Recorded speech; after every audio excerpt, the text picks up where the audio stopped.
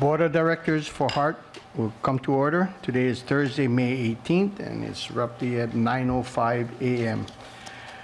Before I continue on, I can turn over to Randall.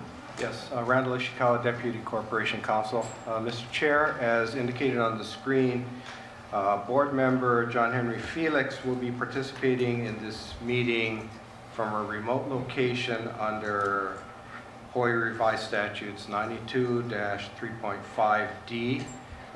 He is participating from Monterey, California, due to a disability that limits or impairs his ability to participate in the meeting in a location accessible to the public. And for that reason, he is participating remotely by audio and visual method. Is that correct, Mr. Felix? That's correct. And at some point in time, there is another person in the room, Danny Foster, who is there to assist Mr. Felix with technical and technological means with the connection. Okay. Welcome, John Henry. You can hear Thank that far away. All right. And also, before we begin, there's two things I want to do. One is to, first of all, thank Colbert for his time that he spent on the board, although brief. I would love to have him longer, but he's a very busy man, and I just want to thank him for his time and effort that he has put and his wisdom that he has given this board itself. So thank you, Colbert. It actually has felt a lot longer than the 14 months that I've served. So I don't know how brief you think it was. It didn't feel brief. They will. Thank you.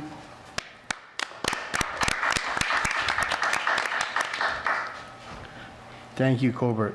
With that, Buzzy Ong left last month, and his replacement is here today from the mayor. So I'd like to welcome Amber Shin. So thank you for joining us, and good luck. Yes, thank you. I'm gonna need it.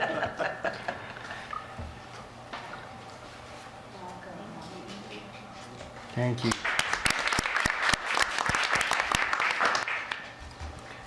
At this time, is there anyone that would like to testify on any of the agenda items? Seeing none. Item number 3, approval of minutes of the April 20th, 2017. We're going to defer. Oh, I'm sorry. Okay, we're deferring that item on there. Item number 4, board members, report of attendance at legislative strategy meeting on May 2nd, 2017. Glenn, would you like to give us a brief? When was May? I can't even know when is May 2nd. May 2nd, I wasn't at. This is your Tuesday legislative. Yeah, I wasn't at that one. The May Oh, so 2nd. I was at that one. No need to report. Okay. Okay, that's great. Moving to item number 5. Dissolution of reformation of permitted interaction group to recruit, solicit interest from, screen, and negotiate with candidates for interim executive director and chief executive officer and/or executive director and chief executive officer.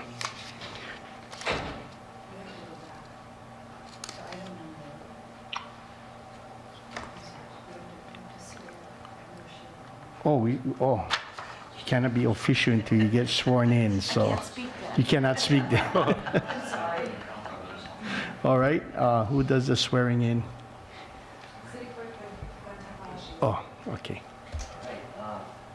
Amber, if you could raise your right hand and repeat after me. I do solemnly swear I do solemnly swear that I will faithfully support I will faithfully faithfully support support the Constitution and laws of the United States of America, the Constitution and laws of the United States of America, the Constitution and laws of the State of Hawaii, the Constitution and laws of the State of Hawaii, and the Charter and laws of the City and County of Honolulu, and the Charter and laws of the City and County of Honolulu, and conscientiously and impartially and conscientiously and impartially discharge my duties discharge my duties as a board member as board member of the Honolulu Authority for Rapid Transportation. of the Honolulu Authority for Rapid Transportation. Congratulations. Thank you.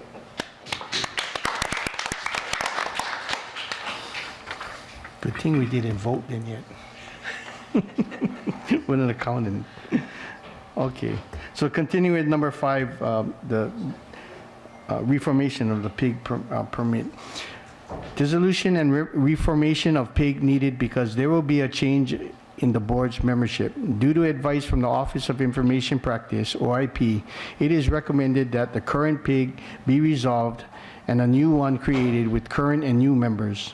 The current PIG was process of soliciting interest from screening and negotiating candidates for the executive director and the chief executive officer, and has not completed its investigation. The new PIG will continue the investigation where the current PIG left off. The scope of the new PIG will be exactly the same as before. Current PIG members include Colbert Matsumoto, Damian Kim, Terrence Lee, Terry Fujii, and Ford Fujikami. As Colbert Matsumoto will be leaving the HART Board of Directors at the end of this month, another member will be appointed to take his place on the new PIG.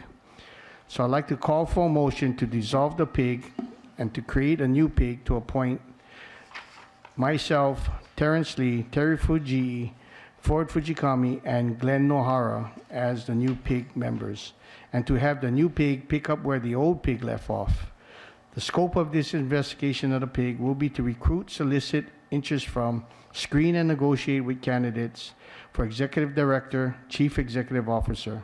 All PIG members are authorized to participate in meetings about these issues and to assist in preparing an oral or written report to the full board with the PIG's findings and recommendation. Could I get a motion to dissolve and then accept the new PIG members? So moved. Do I hear a second? Second. All those in favor, aye. Aye. All those opposed? Motion is carried. Thank you. Item number 6. Being that Colbert also, was the chair of the PIG, since Terrence Lee is not here, we'll put him as the chair. So moved.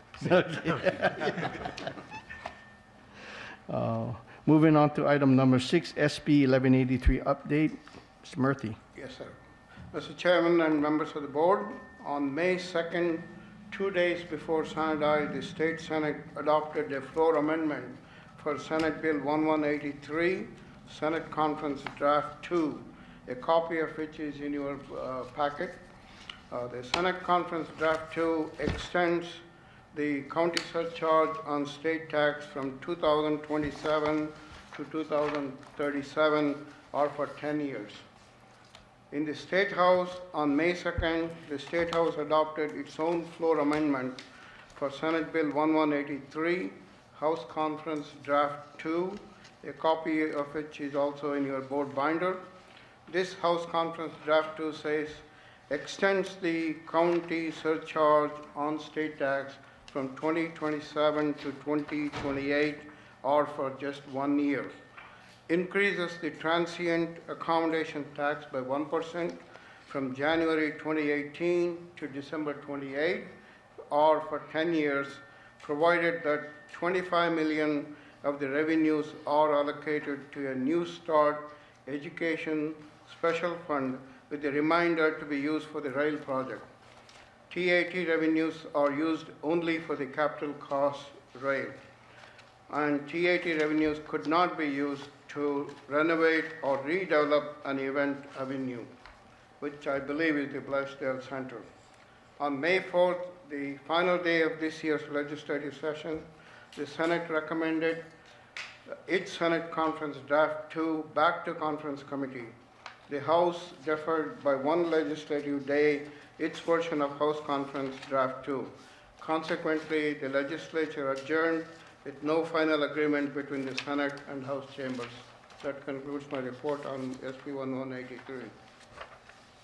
Thank you, Mr. Murthy. Does anybody need any further briefing or any reason to go into executive session to discuss with our attorneys? If not, thank you for the report. Item number 7, recovery plan update. Recovery plan update, as you are aware, we have submitted the recovery plan to FTA, and we had some informal discussions with them. We also had the PMOC come in here They offered some comments about improving some of the sections in the recovery plan. Essentially, it has to do with the risk assessment and risk management, and also in the change control, change management area. We have agreed to go back and reevaluate the contents in the report. Other than that, the FTA, we have requested the FTA to continue review of sections other than the financial section, so that way they can give comments on the other sections and we can update it. They are anxious to see where the final financial plan is going to be. In the meantime, they said they will review the other parts of the recovery plan and get back to us with any comments they may have. Board, any questions? Any reason to go into executive session as well to discuss this matter? Seeing none, moving on to item number 8. Item number 8 is the revised change order procedure. Nicole Chapman will address the. Okay?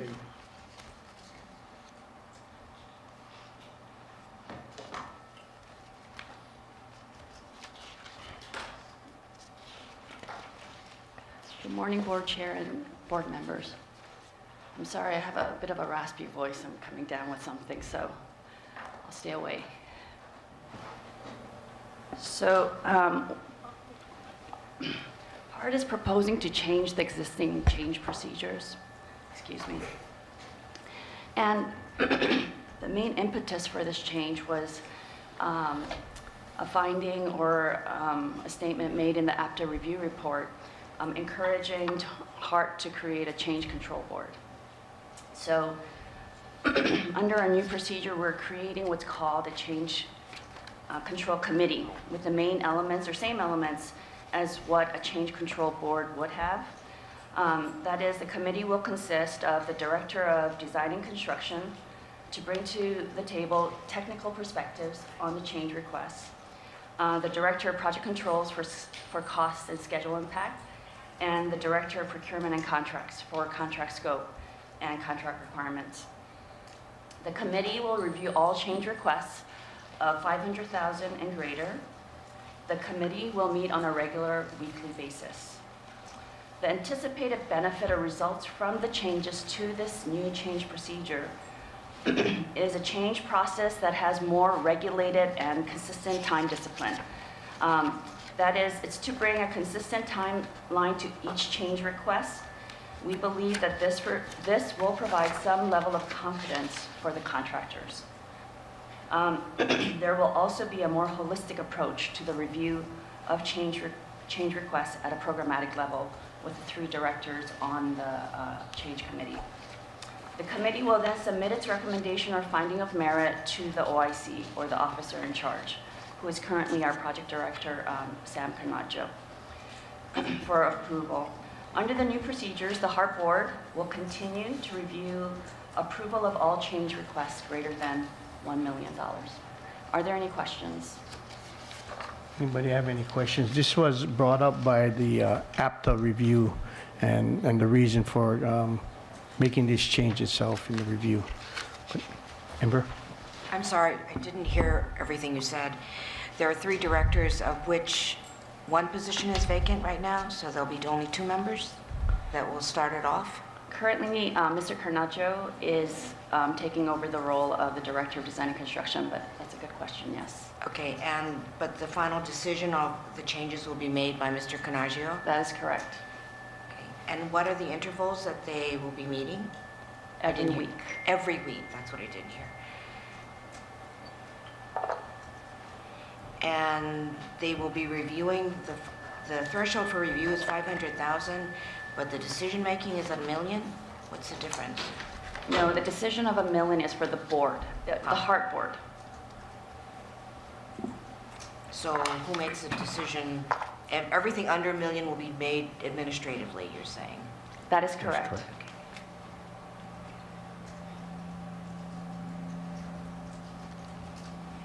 And what's the magnitude of the number of items on the agenda weekly? Just an estimate, 1, 2, 10, 50? It would vary, and also the complexity of the change orders would also vary as well. I don't have the figures right now. I can give that to you later. I don't want to guess on the numbers currently. And prior to this change, who was reviewing the change orders? Under the existing Correct. change procedures, it was the initial determination and the finding of merit was made by the project manager. And then that would go to the director of design and construction, and then to the officer in charge. Who was the last one? Officer in charge, OIC.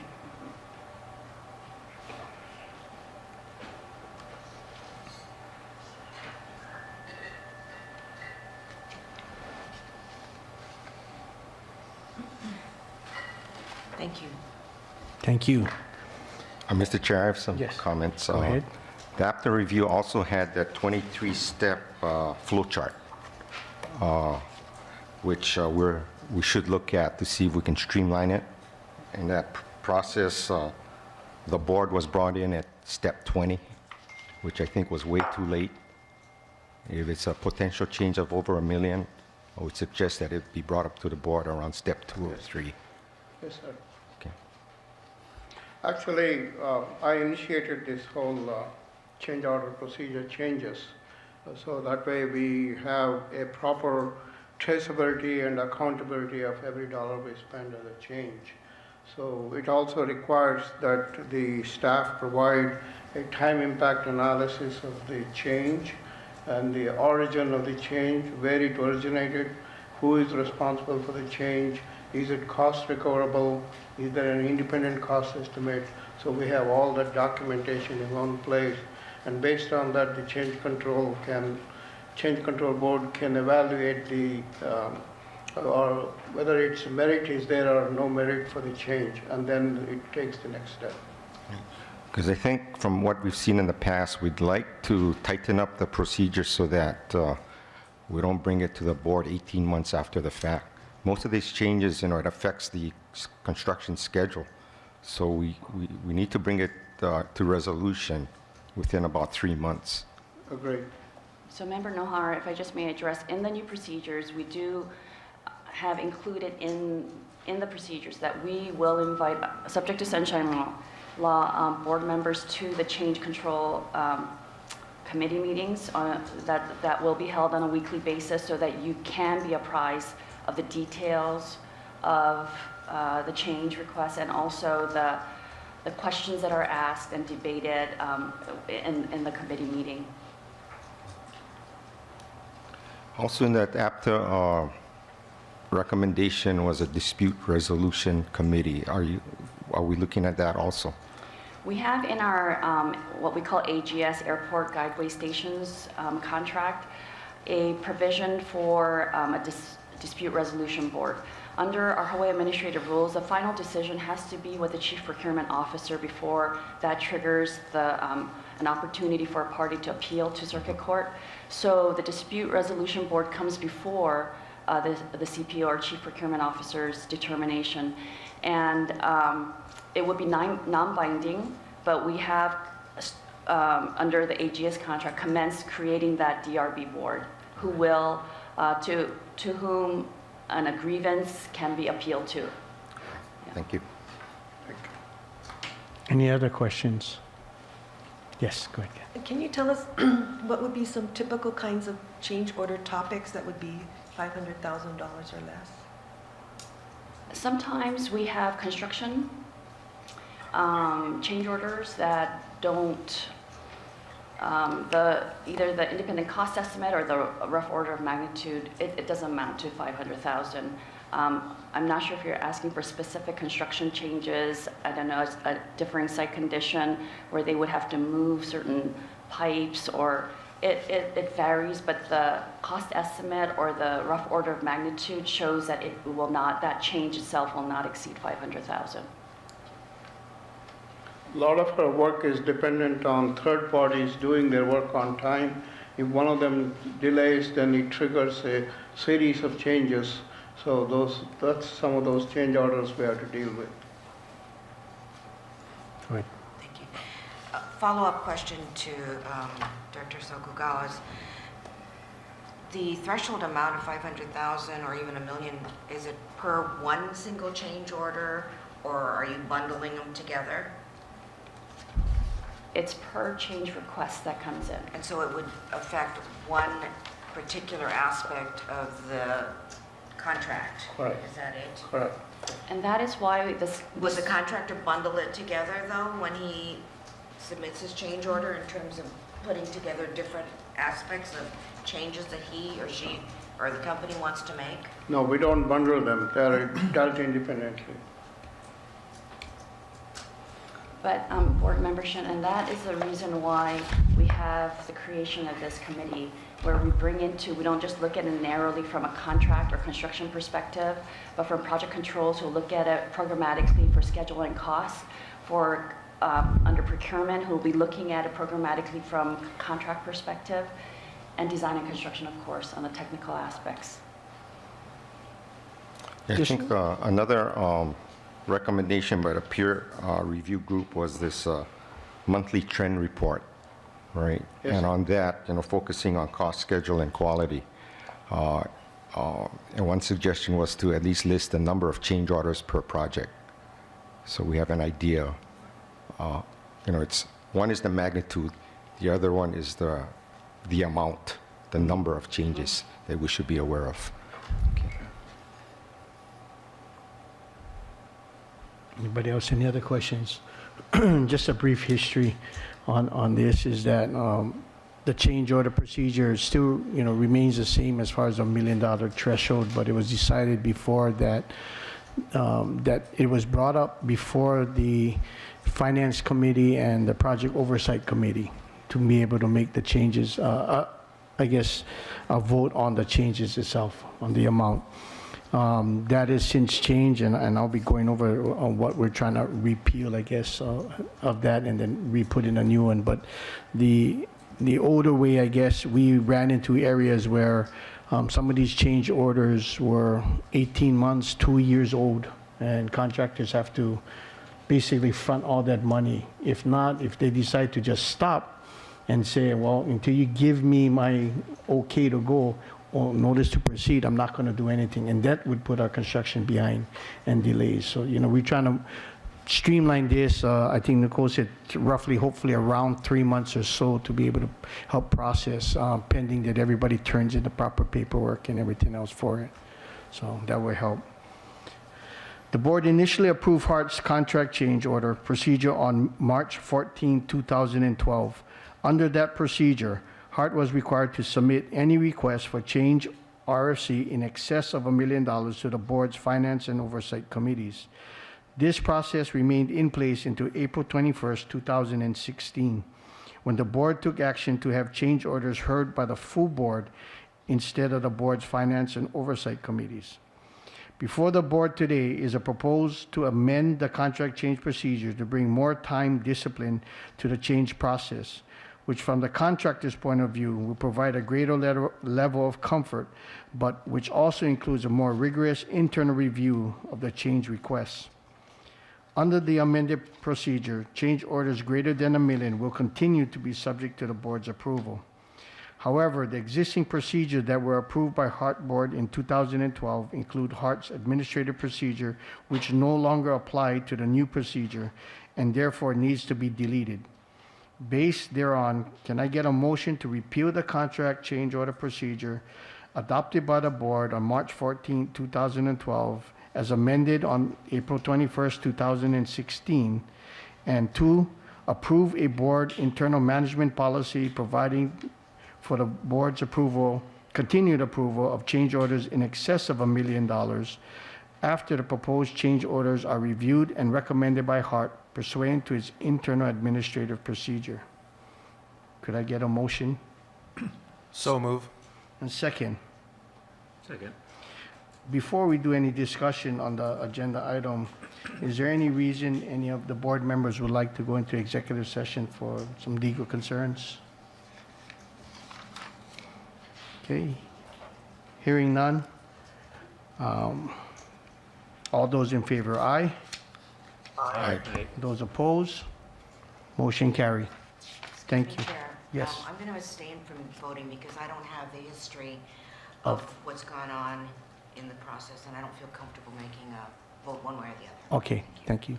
Can you make, Clarification, I don't know, Mr. I heard him say aye, but go ahead. John Henry? Your vote? Aye. Okay, thank you.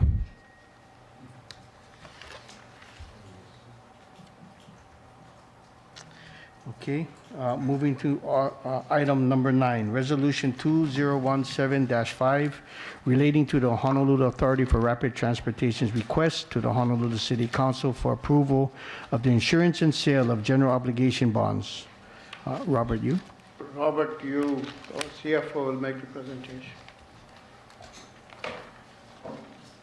Good morning, Chair Kim. Welcome to the board, Member Shen. And I have with me Mike McGrain. He's our interim fiscal officer. So this resolution is to request the board to adopt to allow the city on behalf of HART to issue up to $350 million of variable interest rate bonds. The term is for 3 years. Up to this point, we have not had a reason to issue bonds. We've been borrowing on our commercial papers. Our outstanding balance as of today is $60 million in commercial papers. We expect to borrow, my estimate is up to $50 million more in commercial papers between now and August, depending on the timing of our federal drawdown. And in July, we also expect to have a reimbursement for a general excise tax surcharge. So depending on, the cash flow that's coming in and the timing, we may borrow up to another $50 million in commercial papers. Now, the plan is when we receive the proceeds from the bonds, we will pay down on our commercial paper at 100%. And we also project that maybe toward the end of the fiscal year, we may be using commercial papers again to anticipate our 2019 bond issuance. But that's getting way beyond, the fiscal year. So I think also in your packet, you should have a copy of our fiscal year 2018 cash flow projection, which shows our estimated cash inflow for the year and also estimated project costs and interest and bond issuance costs for the year also. And that concludes my report, Chair, and I'll take any questions that the board may have. Sure. Yes, go ahead. A question, so your intent is to issue revenue bonds and to use those revenue bonds to pay off the commercial paper? They're not revenue bonds, they're general obligation bonds. Okay, Yes. general obligation bonds to pay off the commercial paper? Yes, sir. Okay, and then again, because the city and county of Honolulu will be issuing those general obligation bonds, it's going to be based on whatever their debt service is and it'll be added to their debt service, correct? It will be part of our debt service, When you yes. say- But yeah, if it's general obligation bonds, yes, you're right. It's backed by the full faith. So how and- much have we coordinated with the city to see how much of their general obligation bonds are they going to issue and at what time? Will it be in conjunction with what we're going to issue? Obviously, if the city and county of Honolulu is going to issue GO bonds at the same time that we're going to issue these GO bonds, it's going to create a problem in terms of interest rate and everything else. Yeah, And we're coordinating with the Treasury Department and BFS, and we are planning to issue our general obligation bonds at the same time as the city and county. And we met with the bond underwriters. Presently, the rates are pretty favorable. Don't know what it's going to be in August, but as of now, it's pretty favorable. And again, the revenue stream to pay off these general obligation bonds is going to be The general G- excise tax GET. surcharge, yes. And hopefully, part of the federal grant money, if the rest of the federal grant gets awarded. So for clarification, under the FTA revenues that we're getting, the funds that we're getting, we can use those funds to pay off the debt service for GO bonds? Or what federal money are you talking about that's going to be used to pay off this? The $1.5 billion, I mean, that's part of our revenue stream, but the timing of drawing down on that money, we still have $743 million, which been appropriated, but has not been awarded. And I don't have the timing on when we could draw down on that portion. Thank you, Chair. Okay, thank you. Anybody else? Yes. The obligation for HART to use the GET or federal funds, if it's available, to pay down the debt service on this GO bond issuance would be subject to an existing agreement with the city on how the money is paid back, Yes, HART has an MOU with the city. and that's fully executed? It's a fully executed MOU, but we're in the process of making some amendment to it. And that hasn't been executed yet? That has not been And executed you have yet. not reached agreement on those terms? We have not even began the discussion. We have submitted drafts between HART and BFS, but we have not had a chance to really sit down with them to go through some of the changes. The changes have been vetted by our HART's Corp Counsel, and we expect to do that soon, because one of the process of getting the MOU adopted is that the City Council has to pass a resolution. And the level of confidence that you have that this will happen? I mean, I was in the city at the time when the first one was, and that was quite painful, Yeah. to be tactful. Well, I wasn't at the city doing the first MOU, but you know, I really don't see any big issues that would prevent us from executing the MOU on a timely basis to submit to the City Council for their approval. Okay, but we're submitting, maybe I'm confused, I apologize for this. No.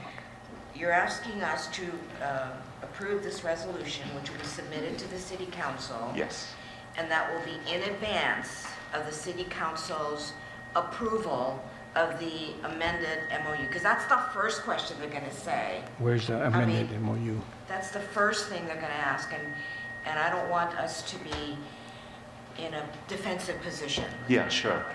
We do have a fully executed MOU. So this resolution is conditioned on the current fully executed MOU.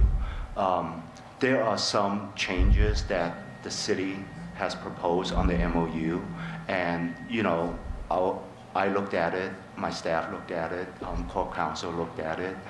We submitted some of the changes back to the city, and we just haven't had a chance to sit down and go over some of the changes. Does But that, we do have an fully executed and effective and enforced MOU as of today. does that MOU contemplate that HART's bonds are going to be issued as GO bonds? Yes. So doesn't it affect the city's debt service limitations? You know, I think you have to ask, I think that would be a question would for think the so. city. Yeah. Well, I I can mean, you answer know, that to me- question. I can answer that question, actually. It doesn't affect the statutory debt limit. It does affect the board-imposed debt limits.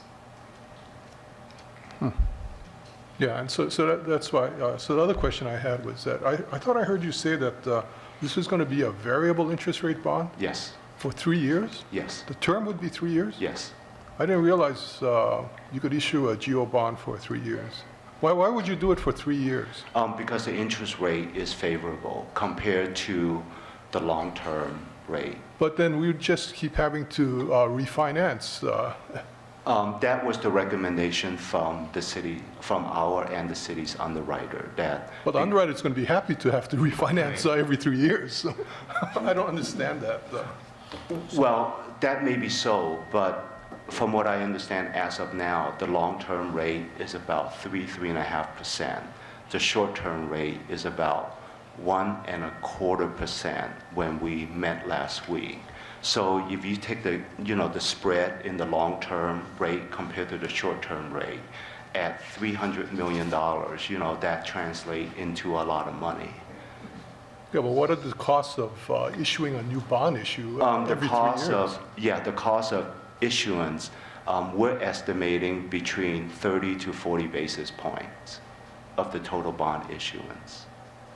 And would you have to go out for another bond rating every single time that you go out for the, S&P, whenever you go for any type of, whether it's geo bond, revenue bonds, you go to S&P, Fitch, and Moody's for a bond rating. That's right. The schedule calls for a rate meeting in San Francisco, I think in July. I have the schedule. Okay. Now, I don't know whether HART will participate in that the rating meeting, but it's part of the schedule. But that's a large cost as well for each agency that you go to. And if you're doing it every 3 years. And again, just asking the question, somebody, you have no choice but to get that $300 million at the end of the third year to pay off this loan. Somebody could hold you hostage and say that the rate is not going to be 1.5, it could be 2, it could be even higher. Then what do you do? Yeah, I can't predict what the rates are 3 years from now. But as of now, because of the rate spread between long-term and short-term variable rate, it was decided that it was more advantageous from a financial standpoint to do a variable rate at this time. And even in our financing model for HART, the project financing model, we anticipated using some variable rate bonds in our financing model. Do you have an underwriter on board already? Yes. Well, we don't. The city does. And they're looking at HART's geo bond issuance? Yes, sir. Mr. Chair, Go ahead. I'm sorry, I have more questions No, here. go ahead. Is part of the reason that they're recommending a 3-year bond, because that is really short, and is part of the reason because of the expiration of the GET? From what I understand, no. I think the main decision is really based on the interest rate environment. It's a 3-year term, but that doesn't mean that, the entire amount, well, that means the entire amount is due in 3 years, but, we expect to roll that money over, either in an additional term, variable rate bond term, or if the interest rate environment is favorable at that time, we could always convert it into a long-term bond. Part of the advantage of the favorable rates that they may be recommending this bond financing package on is the city's bond rating, which is excellent at this point. But it was my understanding, based upon meetings that have been ongoing, that could change because of the legislature's action and the failure to finance additional financing. Have you had any discussions with the bond underwriter folks as to whether that will affect it in the August sale? Yeah, we met last week with the bond underwriter, with the city treasury, and also with BFS. As of now, the underwriters don't see any reason for the city not maintaining the same bond rating. But there's a rating meeting in July, so I'm not sure what's going to happen. What would affect the city's rating more in the short term, from what the underwriters told us, is that the amount of the borrowing.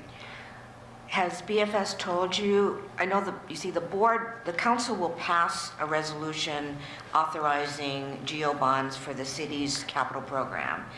Whether they actually use it or not is another, I mean, they've got millions and millions of dollars in authorized issuance, but has BFS told you that they intend to go out for a bond sale this year before August? Not before August. So this will be the only one in the pipeline Yes. between now and August? Now and August of next year, from what I know. Okay. Yes. You know, I don't understand what the thinking is behind this proposed issuance. Who did the financial analysis? We did. Who's we? HART. Your office? Yes.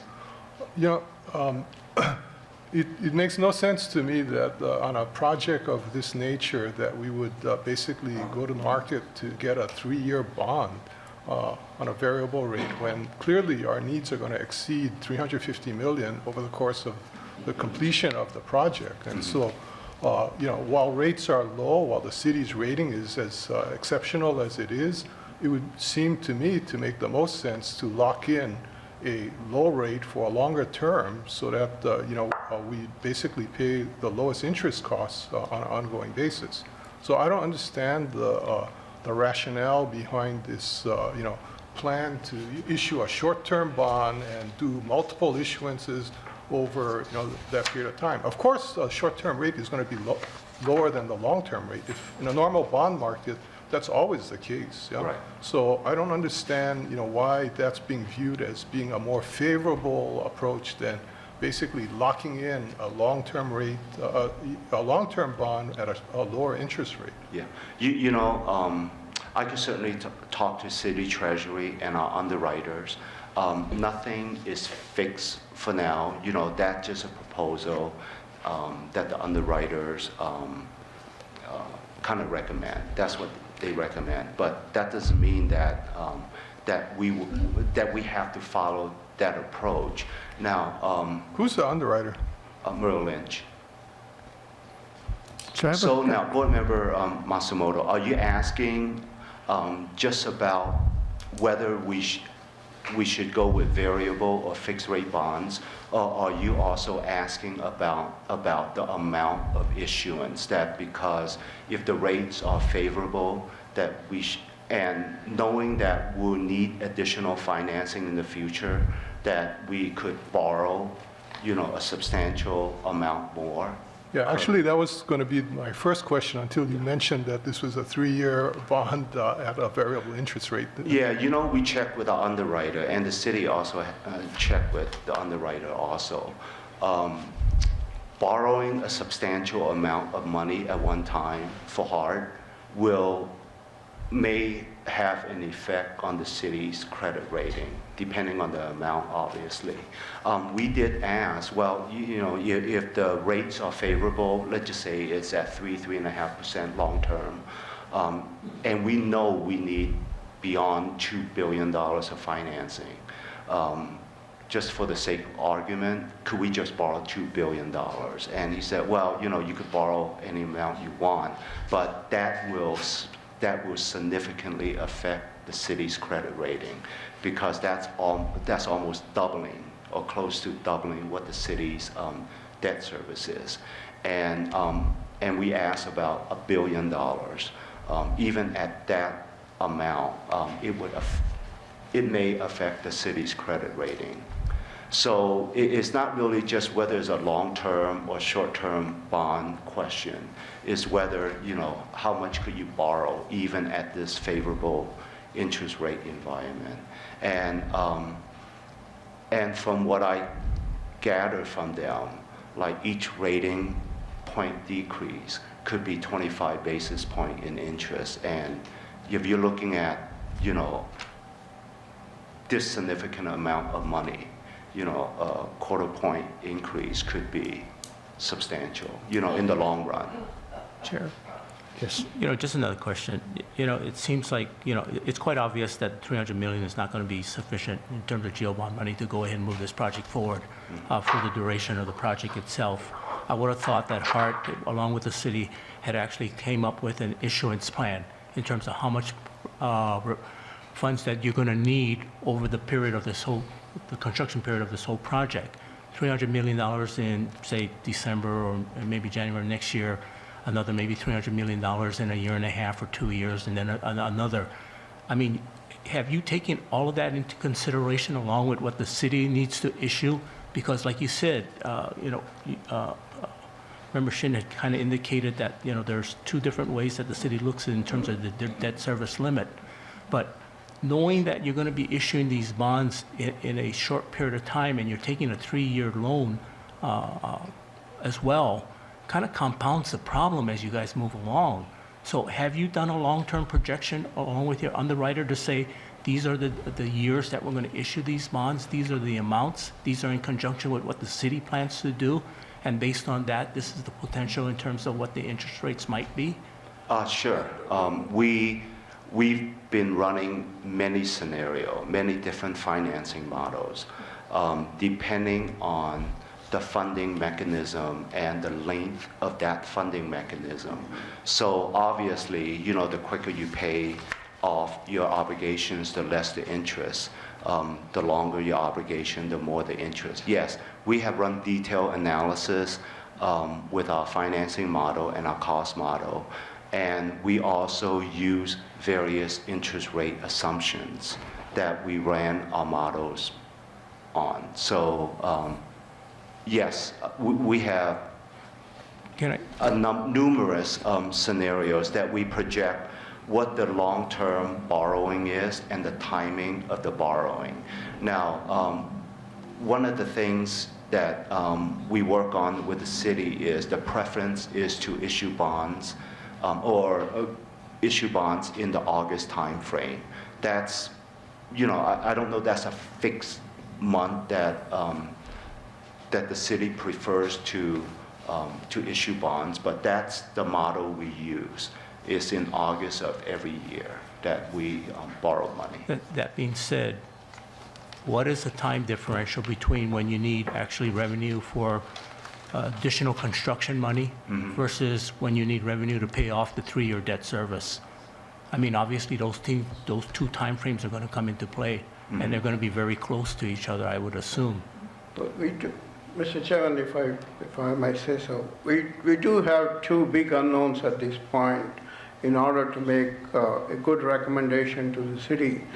One of the unknowns is we don't know what the GET extension is and what the gap it creates for the city to fill in that gap. That's number one. Number two, approval of the recovery plan by the FTA, and the FTA giving us that $740 million they have in the FFGA grant allowable. So I think those two are in the equation. Without knowing exactly those two, I think we will be running the different scenarios, and it will be city's call. Basically, they have to make. Our role is basically advisory and provide all the support they need, but the final call is being made by the city, BFS, and that financial and their underwriters. Would it be premature to say then that introducing this resolution at this time might not serve the best interests of HART? Because if the city council members ask these same questions that we're asking, you really don't have answers for them. And I don't agree with you, Executive Director. It is our responsibility as a HART board to make financially responsible actions and not just say, okay, this is a good thing to do, we like this idea, here you city council, you make the hard decision. That is not what I perceive our role is to be. I totally agree with you. We are working with the city very closely and providing them all the information and data and running the models for them to see which is the best scenario that works for HART as well as for the city. Because I'm sure that the city doesn't expect that their general revenue is going to be used to pay back this bond. I'm sure that they're expecting that the revenues that we collect from the GET are going to be used to pay off this bond. And so, if in fact that may not be the case, they're going to have a problem with whatever financial plan we presented. Which leads to another question that I had is that, I'm surprised that we're not looking to issue a revenue bond as opposed to a GO bond. What's the reason for that? We can't. Yeah, We don't have a I don't know dedicated- what source of It's not revenue available. we have, yeah. Is that We because don't- we don't have a we dedicated that- We stream? don't have the kind of revenue that they will rely on to issue revenue bonds. If we I had mean, that's the the, question I asked 3 years ago. Oh, really? Oh, so- BET, that's a revenue, isn't it? oh, interesting. I have a question, Mr. Chair. Yes. So if we start thinking about deferring this action until more of the unknowns are known, until our next meeting, what would be the consequences of us not taking action on this item today? I think the city, they have it on their June 7th agenda.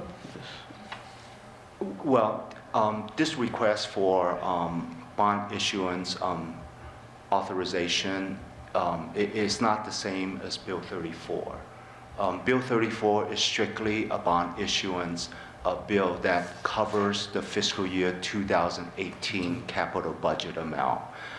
This resolution that I'm requesting, or we are requesting the board to adopt is to pay for expenditures that GET and federal grant is not able to pay for in fiscal year 2018. And those expenditures that we are incurring, or that we estimate that we're going to incur in 2018, is for the project that's west of Middle Street or west. So there's not a whole lot of money in here that relates to anything east of Middle Street. So from a project cost standpoint and from a GET surcharge standpoint, because the GET is extended to 2027, and that covers all the costs up to Middle Street. This is what this bond issuance is really for. So when are you looking at running out of money where you need this money right away? If we don't issue bonds in August, our estimate is probably in January Okay. of 2017. I mean 2018, 18, I'm right? sorry, yes. And commercial paper, you can't go for more commercial paper. No, that would use up all our available commercial paper, which is $350 million. Right. Sure. So basically what you're saying is that you, based on the extension that you have to date, you have enough revenues to go ahead and pay the debt service on the GO bond issuance that would take place somewhere in August. Yes, sir. So, and the expenses that you're talking about, you're saying that they're current construction expenses? Yes, sir. So there's no administrative expenses or anything else tied to that? It's strictly construction? Well, okay, when we're looking at expenditures on the spreadsheet that we put together, under project expenditures, including construction, including all the Everything. admin. Yeah, because that becomes part of the project. Okay, so you issue this, the 300 million, basically you need the cash flow by January of 2018. How long will this last you until the next time that you need, I mean, 300 million towards a project of this size and the amount of construction that's going on right now, it's not going to last you that long. No, it doesn't. It doesn't even really last to the end of the year. Yeah, okay. If you look at the cash projection, you know, we're also estimating using some commercial papers toward the end of the year. Then hopefully by next August, when we tag on to the city's bond issuance at the same in August, that we could use that bond issuance proceed to pay off the commercial papers that we will be borrowing toward the end of the fiscal year 2018. So in fiscal reality, year. what you're saying is that you plan to do a bond issuance before the end of 2017, and then next year when the city goes out again, you plan to do another issuance, so you plan to do back-to-back issuances at least in the next 2 years? Yes, sir. Probably we'll be doing that until probably 2024, 2025. And where does the debt that we pay on this $350 million bond offering, is that part of your financial plan, of your build-to-budget financial plan? That's like 6-point-something million, and you have 645 million, and then you have like 642 million projected for financing costs. That's right. Is that, so that, the financing cost is part of that 600 and whatever million? The project cost is part of the, like what you just said, built to budget, which is the 6.8 billion, to Middle Street. Now, the finance cost that you just mentioned, about $400 million or whatnot, I mean, that could fluctuate. I think that was one of the projections from an earlier project cost, So that is no project longer cost schedule. a viable number? The- This is why we get criticized all the time, right? The 400-something million? Yeah. The 400-something million dollars, when I look at the project cost schedule, is based on the fully built to Ala Moana, which is 6.165. That's not the way I read those documents. That was what was put out in December 2016. Is that what was part of one of the appendixes to your recovery plan? Because that's not the way I read that. No, that wouldn't, well, I don't know. I I don't don't have think it that's with in me, the so, appendix to the recovery plan.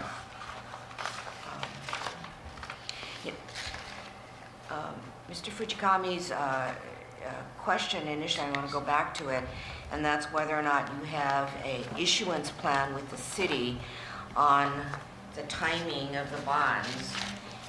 Well, that would play into how you can realistically assess the financing costs based upon either your built-to-budget or the real building all the way to Ala Moana. And so it's kind of one of those essential things to, don't you think? No, I agree. To be honest with you, I don't see how you move forward without that plan. I mean, and again, I think if you did do that plan, I think it would be nice for us to have it as well, so that we can make an assessment in terms of, where the bond issuance is going to take place. And again, the decision to do every 3 years is going to be, I mean, based on what you're saying today, I mean, we're going to do an issuance at the end of this year, you're going to do another issuance next year, possibly totally, I think you said 2022 or? Yeah, 2024, And 2025. that, within that time period, you also have two times, based on a 3-year issuance, that you're going to have to pay off the debt service on this short-term loan as well. Well, we could either pay it off or roll the amount over Right. to, long-term bonds, or, depending on the interest rate environment, to roll it over to another 3-year term. And the other thing I would like to know, based on the issuance, well, in fact, how much of that money is actually going to be made to you? How much are you going to use to go ahead and pay off the commercial papers as well? How much will be basically to the construction? How much to the commercial papers? I think that's all important information that the board needs in terms of taking a look at what the financial plan is. No question, you need to do issuance of bonds. There's no question. Hoping the legislature will help with that. But I think to make sound decisions, at least for me to make a sound decision on basically how you're going to do this, whether short-term, long-term, I think it's really important that we understand that. I think Member Matsumoto brought up a good point. If you can secure a loan, a very good loan with a great interest rate, and again, with the great bond rating that the city has right now for a long term, whether it's 20 years or 30 years, we do a one-time issuance, you have the money, you can move forward, you won't have any delays, not knowing whether or not the funds are there. Yeah. I think it makes it, it makes for better sound decisions as you move forward. Yeah, as of now, the longest we probably could have a bond term is probably 10 years, up to 2027. Right. That's when the surcharge will sunset. So I don't know whether it's possible for us to consider anything beyond 2027. Well, I think the decision that you made to do a when I say short term, basically based on the year 2027, is a sound decision. It is whether or not the state will come back and give you, more funds. Based on that decision, I think at that point in time, it needs to be reassessed whether or not you want to go out for a 20-year or a 30-year, depending on what the revenues that you get actually coming in. I think Yeah, sure. When we have funding clarity, then, those are all the things that we want to look at. Absolutely. Okay, thank you, Chair. Now, in terms of the projection that you asked for, in what kind of way do you want to see it? Because the projection of future costs, including financing, has a lot to do with what funding mechanism and the length of the funding mechanism and the allocation of the funding mechanism. So, you know, I would hesitate to give you a funding scenario that may change, and if you know, I don't want the board to make a decision on a funding scenario that we're not sure whether it's the correct one or not. Well, you know, I guess what I was anticipating was that by 2027, we'd probably have to have borrowed over $1 billion to complete the project. If it's two Ala Moana, it's probably going to be a little bit more. Well, it's to Ala Moana. Yes. So you know, that's why I don't understand why we wouldn't, you know, basically ladder our longer-term bond issuances over the period of time between now and 2027, so that we can capture, you know, the rates, the favorable rates that are in the market right now, as opposed to serially issuing short-term bonds for increasing amounts to cover, you know, past debts. So I don't understand what the financing plan is. And I guess, you know, we have a finance committee. Did the finance committee review this? No, we haven't had a finance committee. Well, to me, this is one of the more significant fiscal matters that the board should be, you know, making sure that they're comfortable with. I think the city, you had a couple of discussions with the BFS and Nelson. What is his view? Actually, we had this discussion with them. Yeah, these are the decisions that came about at our meeting last week with Merrill Lynch, with BFS, and with City Treasury, which is part of BFS. I guess hearing board members today and what's going on, can we get a copy of your underwriter's recommendation? Oh, yeah, for sure. 3 years? Sure, absolutely. So yes. I would like to see if the board can all get copies of that, Yes. and we table this matter until the next meeting. Okay. And schedule maybe a finance committee meeting to go ahead and vet this part of it as well, and make the recommendation to the board. Okay. Okay? Robert, I know since you're up here on the financial update, Yeah. I think the spreadsheet is really the financial update for fiscal year 2018. Okay. Yeah, so, and we'll try to do that regularly, Okay. beginning with the new fiscal year. okay. Is there any questions for Robert on the Robert, I have financial a update? That's question. item number 11. Yeah, this, you know, the ending cash balance is dependent on that 300 million we're just talking about. So Yes. if we don't get that approved, are we just continuing with commercial paper? Because this would turn negative Yes, in we August. we could borrow against commercial paper until probably January. Okay. You know, one of deferring the resolution, personally, you know, I want to answer all the board's question. I'm just more concerned about the timing with submitting this resolution to the city council for their consideration, for their approval, before the city could go out and issue bonds on behalf of HART. So this, the resolution itself, when it goes before the city council, does that have to do the 3 readings as well, too?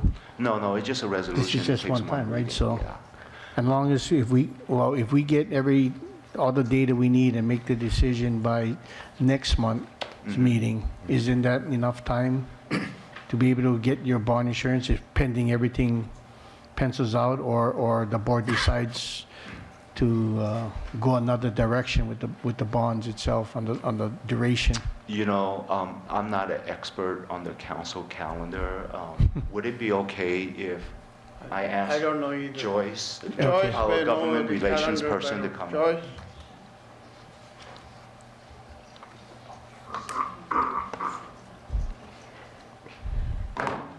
With regards to the resolution that needs to go to the council, it would have to go to committee and then the full council, so it does not require 3 readings and just the 2 meetings. As I understand it, in addition to the resolution for the issuance, there needs to be the accompanying MOU amendment. So both measures would move together.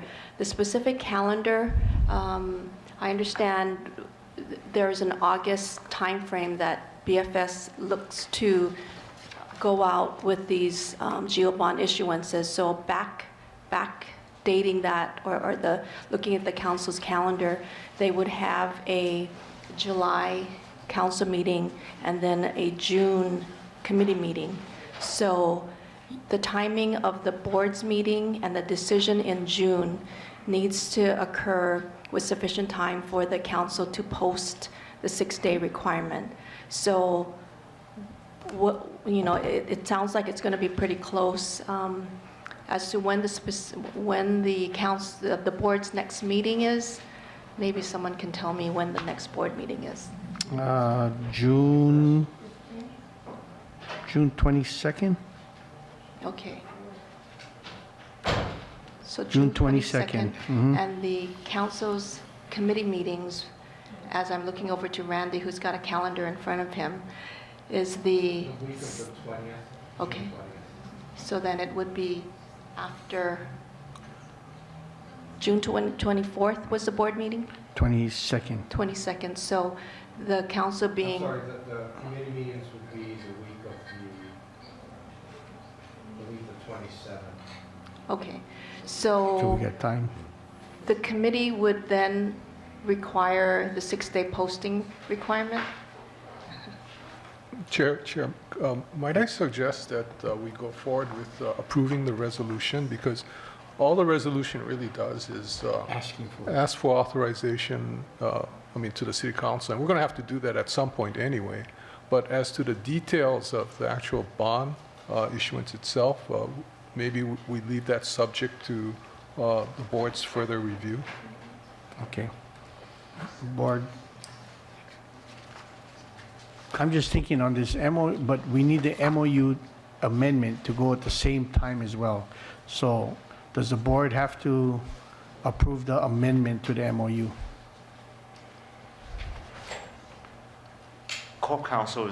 HART's Corp Council is looking into it. In the past, the board has not approved MOUs, but I think because of the new charter amendment provision that calls for the board to be more, diligent Exercise or greater whatever. oversight. Yeah, right. I Yeah, defer to Randy. You guys already offer good oversight. So anyway, yeah, so they're going to offer an opinion on it. Here's our board's attorney. Yes, Deputy Corporation Counsel Randall Ishikawa. Yes, the board did not review or approve the last MOU on this issue. And the changes in the charter now allow the board to address matters of management, administrative management, by rule. So if the board chooses to adopt a board rule allowing it to become involved in this process, then the board could go ahead and exercise approval over the MOU. Okay. I'll move to defer this matter. Okay. I think that the chair's initial reaction about deferring this and putting it into the finance committee for further vetting is still a sound one. I am sensitive to the timing issue, very sensitive to that. But I think that if we don't do our homework, the council isn't going to be very receptive to anything. And if we pass the resolution now, we're going to be in the same situation of HART submitting a resolution to council, and they're going to, someone will have listened to this tape, and they will say, well, you guys weren't certain, how would you expect us to act on it, so. Okay. So we'll still defer the matter. It sounds like the 27th, so it is the week after. Finance Committee, Cindy, if you can, they could possibly meet a little earlier as well too, right? In case they have any more questions, so. Okay. Thank you. Okay, thank you.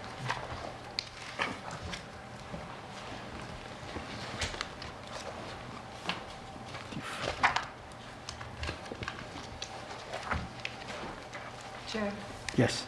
just a question. I'm not sure I understand fully what the timing issue and deadlines are, 'cause it sounded like we're going to miss the council agenda. Is it possible that as a placeholder, you file it anyway with the understanding that once it hits the agenda, that there may be a CD1 request? But just so that you put the placeholder on the council agenda, so you start the process, so you don't miss the deadlines. Yeah, I think we can do that. Great Just suggestion. maintains options for you. Yes. Okay. I wasn't convinced, I'm sorry, and I don't mean to be hard-headed about it in my first meeting here. God. But I wasn't convinced that the August deadline was not a self-imposed deadline. And I'm sensitive more about when you're going to run out of money and need money in the cash flow. I'm more That's- sensitive yes. about.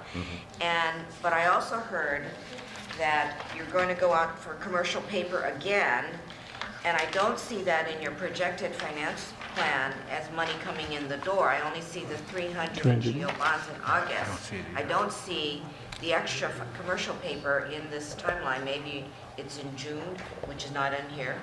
And so I'm sensitive to when exactly you're going to run out of money.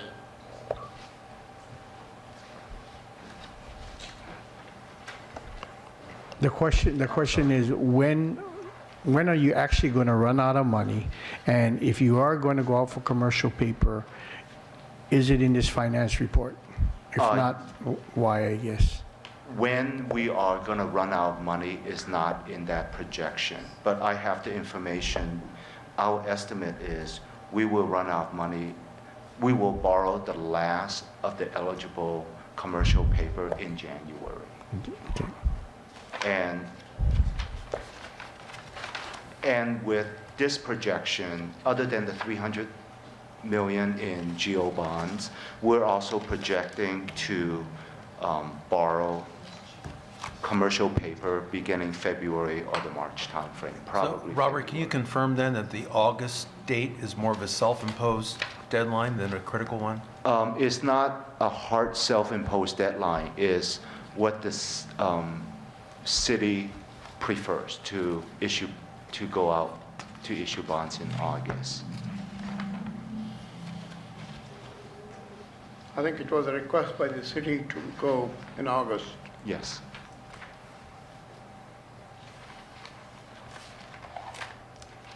So I still think that deferral is still a good idea since it No, doesn't. yeah, I think the deferral is a good idea, but judging by the city council's calendar, if we hold our board meeting on the 22nd, which is what it's scheduled, and make a decision at that time, we will make the time frame as far as the conference committee. But to hold the spot, like you said, in the agenda so we don't miss it, they can always just defer it as well too, if for whatever reason we don't come up with anything. So I think we should be okay. But to request that they hold a spot in there that, on the 22nd, that hopefully we'll be coming up with a decision on it.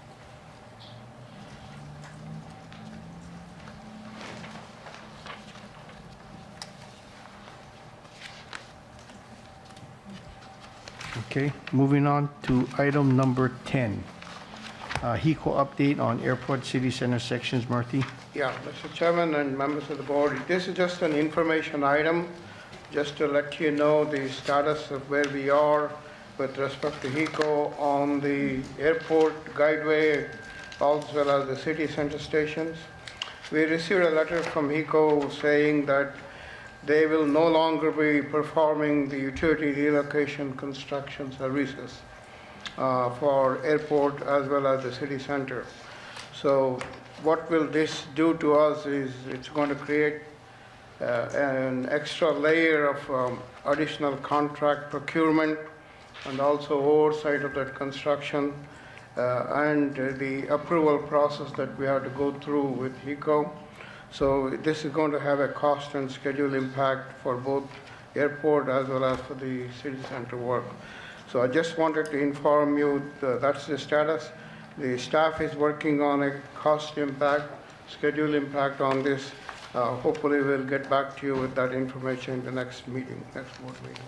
I have a question on this, with Hawaiian Electric saying that they themselves will not be doing the construction itself, so our procurement process takes a bit of time. If HECO, however, as much as they don't want to do it, they procure a contractor to do the work. Is that a lot quicker?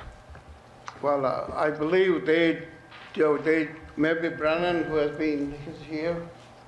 No, he's not here, okay. From the letter, what they have sent us says that they will be doing the design. They will also be overlooking the construction work that's going to be done by our employees. And of course, they will do the final connections to the businesses and all that. So it creates, they have not agreed to them procuring a contractor and doing it, because then they will have to be as if they were doing the job. They just don't want to do that function. They want us to do the procurement. That means HECO needs to provide us all the material purchases that we have to do in advance, the cables, the transformers and everything. So it adds another layer of additional oversight and work, and that causes the schedule and cost impact. Sam, would you? Go ahead. Good morning, Chair and Board. Sam Cornaggio, Project Director. As CEO Murphy has said that he's asked us to take a look at it, we're looking at the different procurement methods because we will have to get a contractor in. As stated in the letter that HECO sent to Deputy CEO Morioka, they are going to give us the names of their contractors and everything so that we can have approved people that would do it. Right now, we're developing a cost-benefit analysis of the best way to procure it, and we're seriously considering the on-call contractor. We're actually making motions along those ways to be able to get an on-call contractor on board. That would be a way to expedite it and not face some of the problems that CEO Murphy mentions. We do owe him an impact. It's very hard because they had a contractor, their contractors that they work with, and we're going to have our on-call contractor. There is more coordination and interaction than what we've had in the past, and we owe him some information. It's very hard to put that together, the additional cost for that. But I think as CEO Murphy said, this is more an informational statement. We got this letter making you aware of it, and it will have some sort of impact on us. Okay.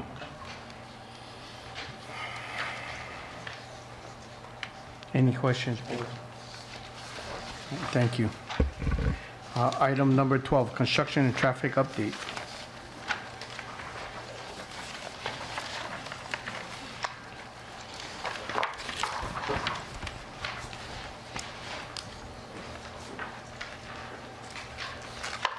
Aloha, Kainani Crowdham, the West Side Construction Manager. Okay.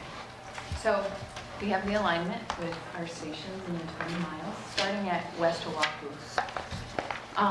West Oahu Farrington Guideway, we're 99% complete. The contract completion right now was March 2017. Hewitt has reached completion April 2017, and they still have some punch list items, working with DOT on clearing those items. They've completed their work at LCC, and all the shim replacement on the guideway has been completed.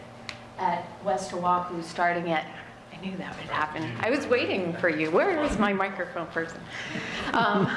West Oahu Station Group, we're about 18% complete. Contract completion is March 2018. We are experiencing an initial site delay that we're analyzing right now, so we're anticipating an August 2018 completion date.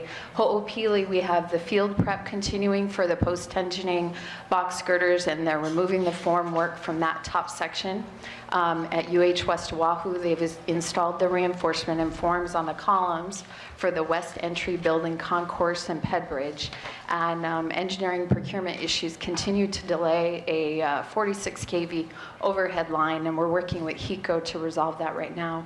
East Kapolei, they backfilled the 16-inch non-potable water line, and then the steel bankruptcy is still affecting the fabrication for non on this contract.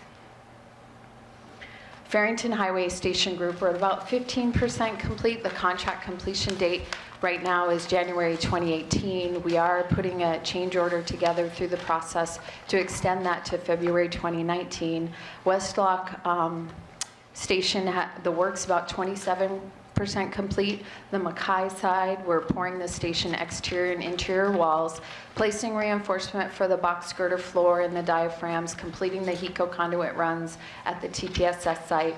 On the Malca side, we're installing the conduit for the entrance, slab pour, elevator walls, and the station forms, as well as fabricating the PED bridge. At Waipahu Station, it's about 9% complete.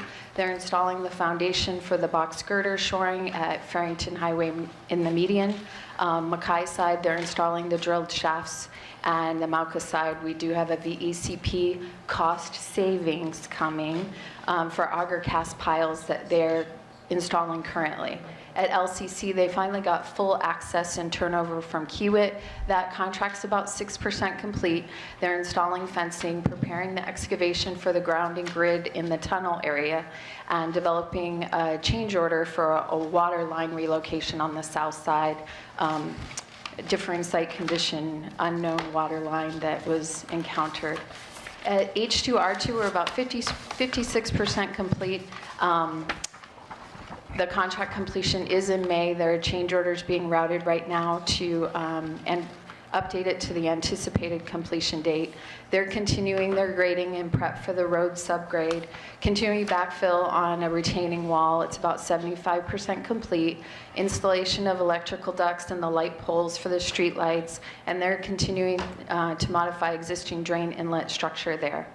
The last project we have on our side is a Pearl Highlands Transit Center, and that's still in design, and the solicitation is still being prepared. Cam Highway Guideway, we're about 91%. They're currently doing a lot of civil work there. You'll notice as you drive through the area, there's the median work continues. Contract completion is in May. We are looking at a change order to bring before the board that'll extend it till September. Traffic signal upgrades continue at several locations, and highway widening activities around Pearl Ridge Shopping Center and Mauna Loa Freeway.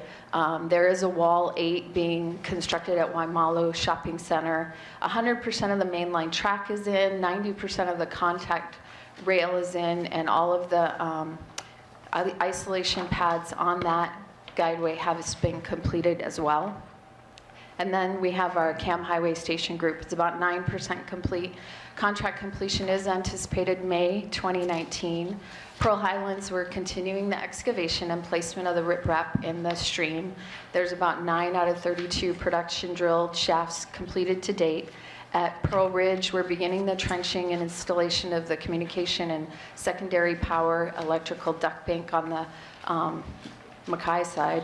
Aloha Stadium, we're finalizing partial access. Our CAM date, or our construction access date for that contract, is the middle of June, and we're trying to get NON in there hopefully next week or the week after. So we're trying to provide early access for them. Kanani, I got a question. You know, in the Kamehameha Guideway area, and you're doing all that, I guess the civil work and things like that, I noticed in the turning lanes, there's like a camera or something that shines in that lane. What is that? What is that exactly? Camera. Yeah, it looks like a little camera that points On the down. traffic signal. No, it's Oh, right on the that's side on a tripod. Oh, where's Nick? That's the actuator for the traffic signal. Because the loop detectors are all Doesn't torn work, right? up, they're using that. Okay. I can't Just to remember let what them the know it call- doesn't work. Because I sit there and think there's no cars making turns, and I gotta wait to go straight. Right next to you, the guy that controls it, he might be able to help. So you know that thing? We'll work on it.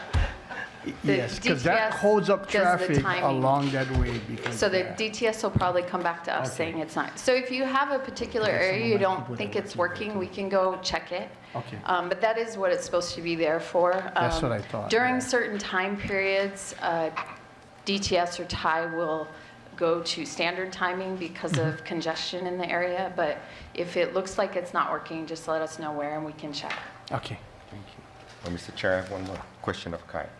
I noticed two of the contracts, West Oahu Station and Farrington Highway Station groups, we didn't pay the contractors this month.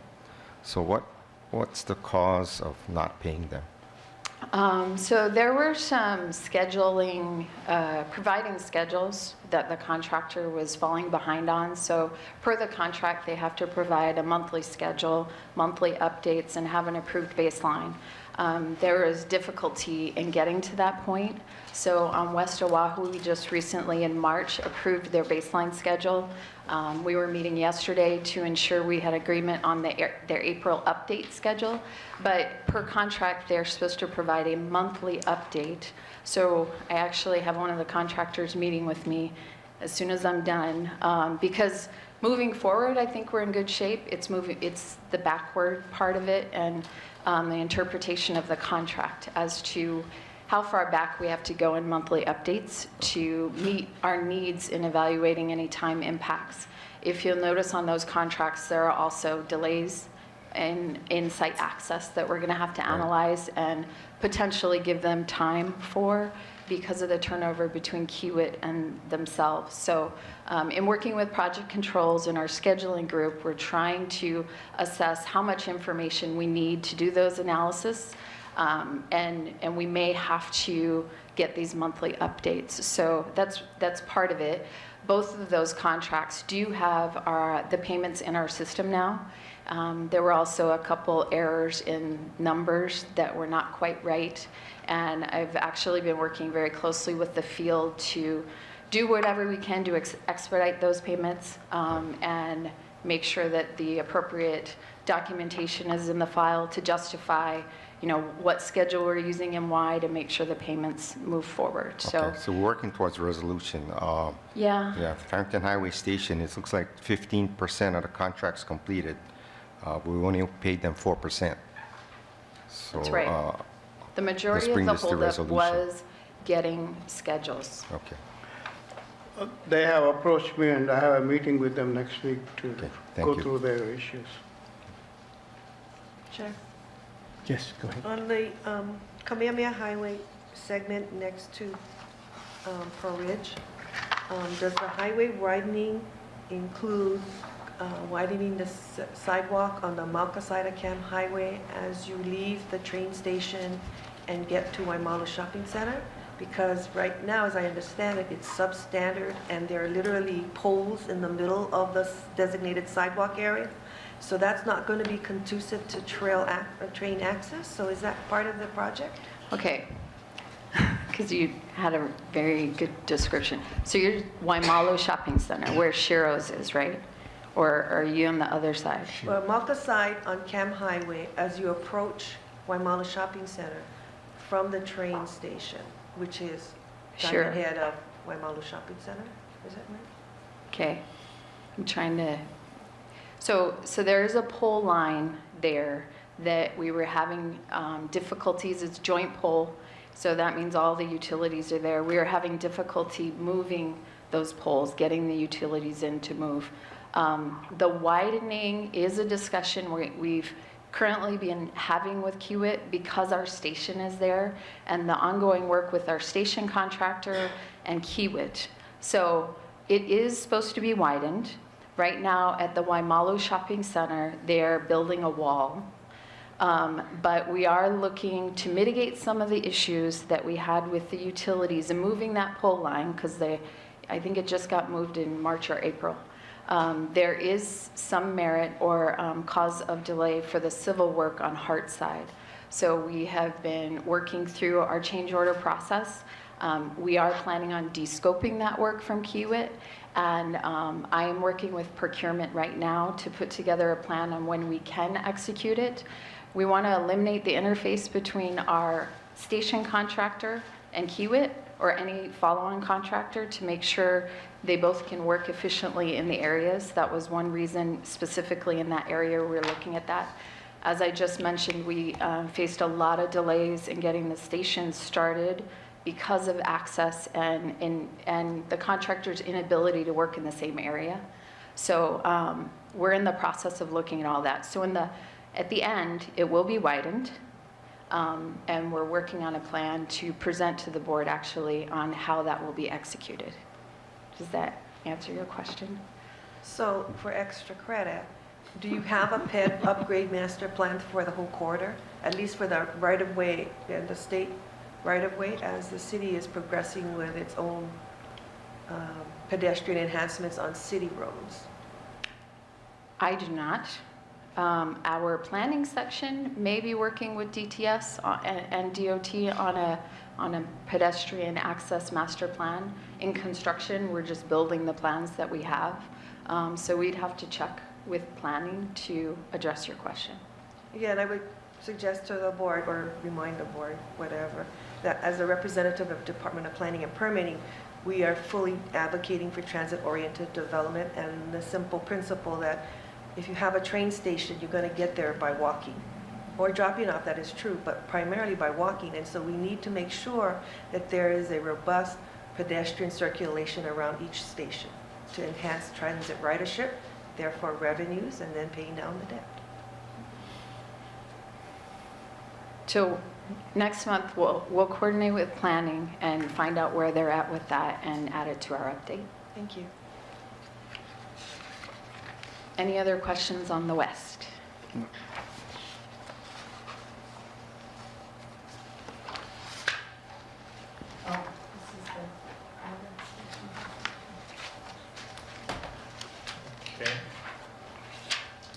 So my name's Justin Garrett, Deputy Director for Core Systems. I'll jump into the Core Systems update. We're 43% complete, anticipated completion of our work in 2025.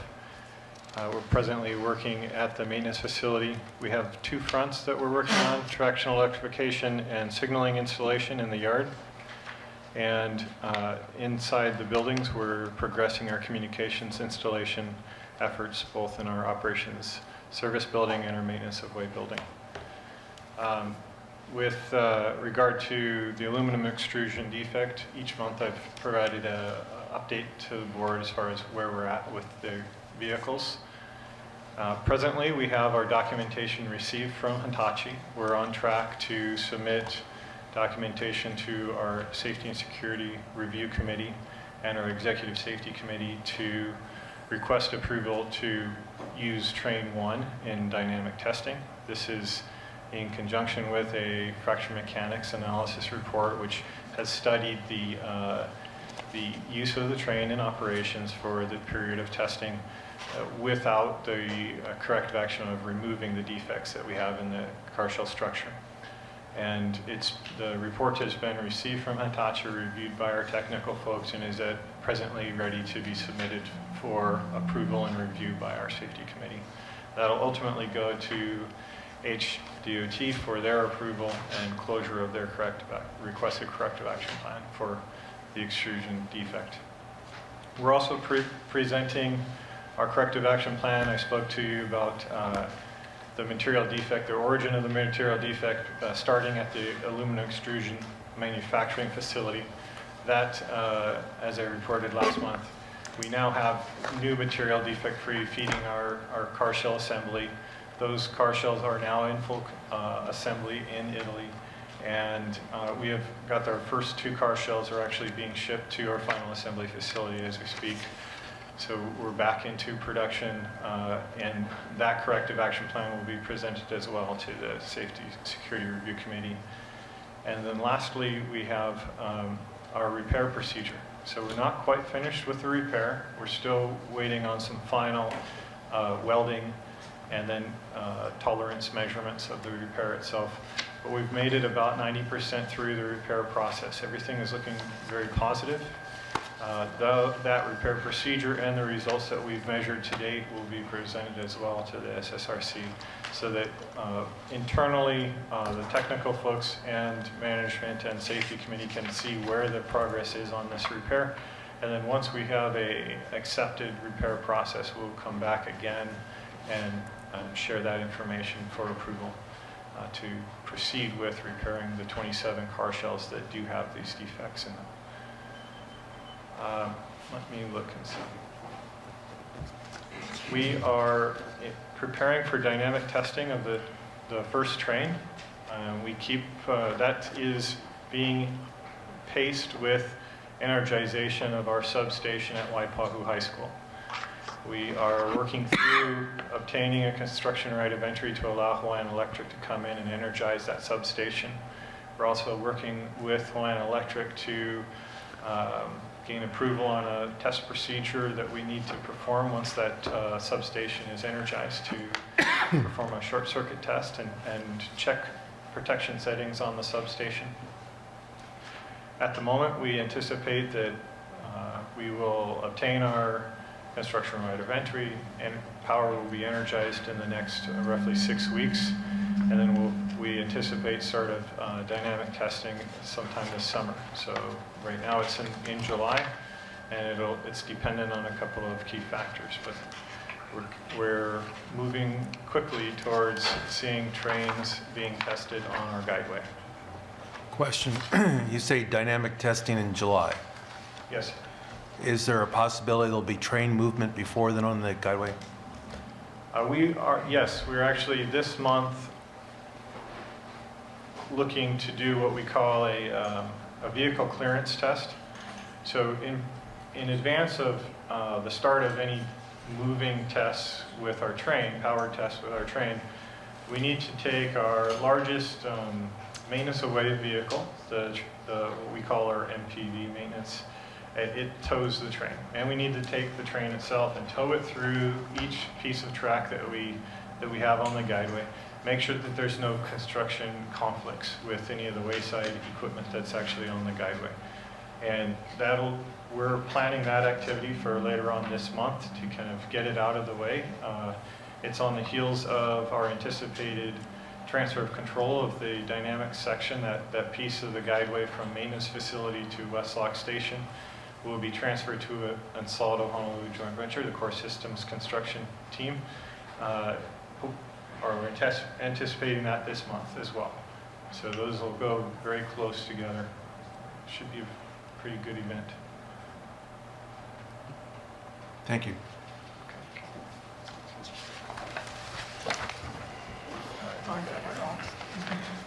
Good morning. My name is John Moore. I'm responsible person for the East. Concerning the airport utilities contract, we're looking to do final negotiations with non-Inc. in order to close the contract out by this summer. And we expect to have the financial aspects of that contract resolved by the end of this month, May. On the airport guideway and station, STG is continuing to do potholing, which is required to help validate their utility design. They're also performing geotechnical work, which they need in order to validate their drill shaft design. Currently, STG is working pretty much diligently on accomplishing both of these aspects. The heavy equipment has arrived this month to do the test shafts, which are scheduled to be performed in June, and we expect that to occur as scheduled.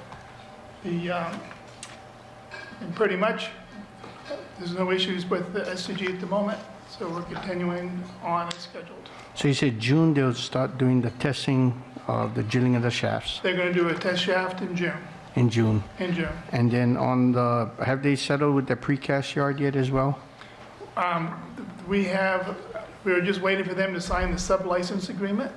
The license agreement has been executed between HART and Avalon. The Kiewit has signed off on their sub-license agreement, and we're getting comments back from STG.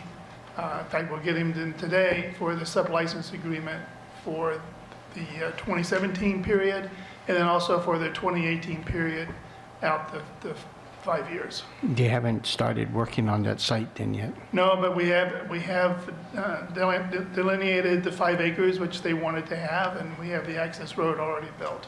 Okay.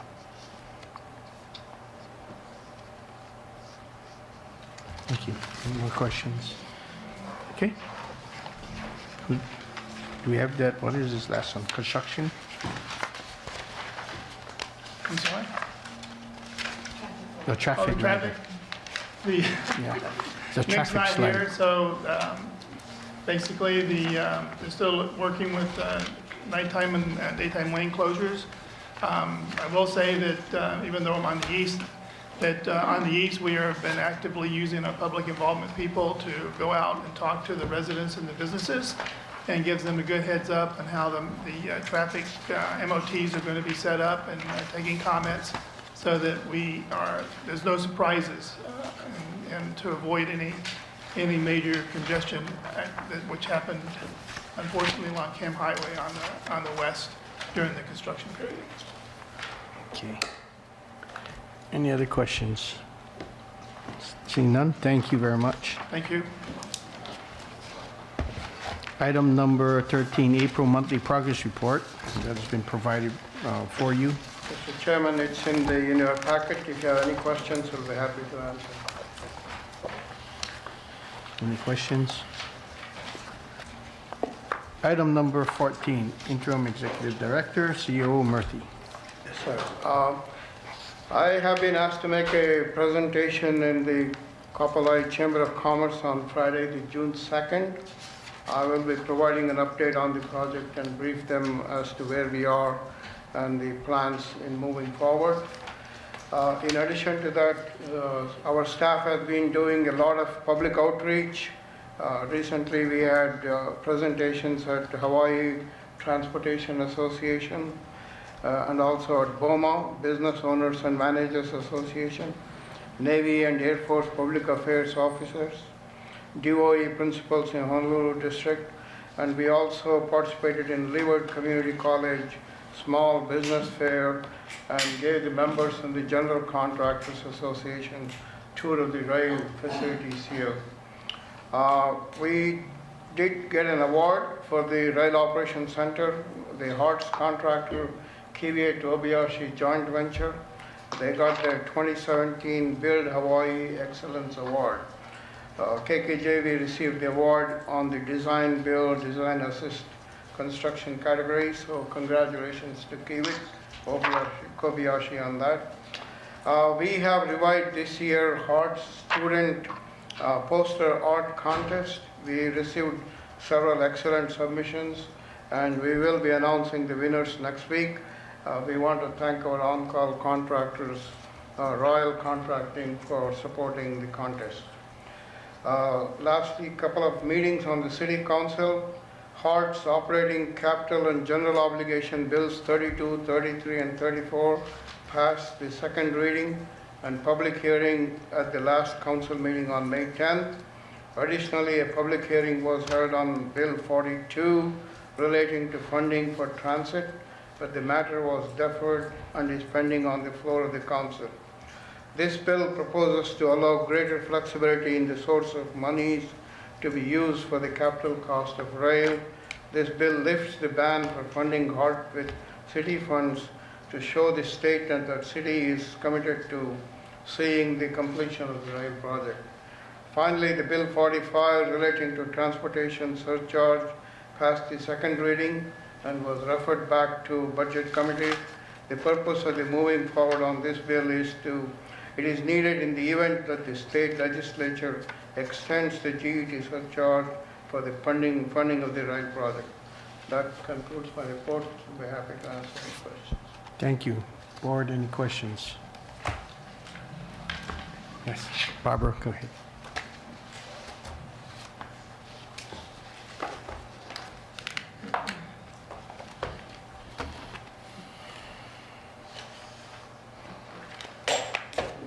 Good morning. I want to welcome Ms. Chin over there. I've seen her a lot at city council things.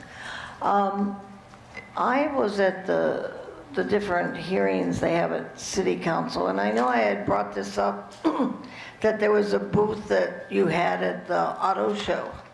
And I thought that some of the staffing for these booths was staff.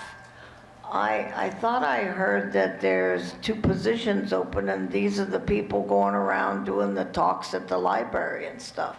So I didn't realize that you might have hired someone to go around do this talk when I thought it was staff that was doing it, salaried staff. So I just wanted to get that clarified. Has someone been hired to go around and do these talks at the libraries? No, it was the staff, HART staff. It is staff, okay. Well, I thought that city council was saying that there was 2 positions that were filled that were doing this, and I just wanted to clarify that. Not for that particular event, no. Okay, thank you. Thank you. Anybody else? If not, last on the agenda is calling for adjournment. And before we go, John Henry, thank you for participating. Thank you for accommodating me. Appreciate it very much. Thank you. Can I get a motion to adjourn? So moved. Second? Second. All in favor, aye. Aye. Meeting is adjourned. Thank you.